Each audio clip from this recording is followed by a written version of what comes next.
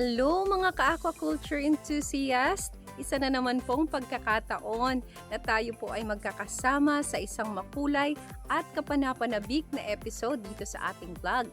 Ako si Daisy at ngayon ibibida natin ang isang napakagandang oportunidad sa pagninegosyo, ang mud crab farming.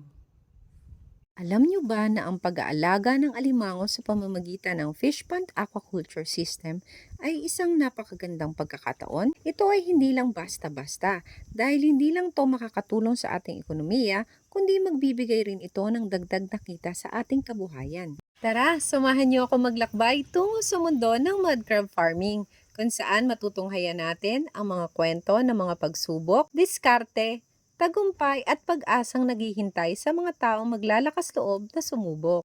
Ano nga ba ang benepisyo ng mud crab farming? Una, malaking kita ang maaaring dulot nito. Ang alimango kasi ay isa sa mga paboritong seafood ng marami, kaya't ang demand para rito ay palaging mataas. Pangalawa, ito ay maaaring magdulot ng sustainable aquaculture environment. Sa pamamagitan kasi ng pag-aalaga ng alimango, natutulungan natin mapanatili ang populasyon nito sa kalikasan. At syempre, maiwasan ang sobra-sobrang pangingisda. Pero wait, there's more.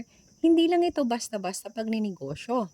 Ito ay pagkakataon din natin upang matuto tayo ng mga bagong bagay, mapalawak ang ating kaalaman, at syempre, mag-enjoy habang ginagawa ito. Kaya di mo na kailangan maghintay pa. Sumama ka sa amin sa mga nalalapit na episodes kung saan tayo mag-e-explore ng iba't ibang bahagi at kaalaman tungkol sa mud crab farming. Oo nga pala, huwag niyong kalimutang mag-like at mag-subscribe sa aming channel. I-click niyo na rin ang notification bell para lagi kayong updated sa mga exciting episodes na siguradong magpapasaya at magbibigay inspirasyon sa inyo.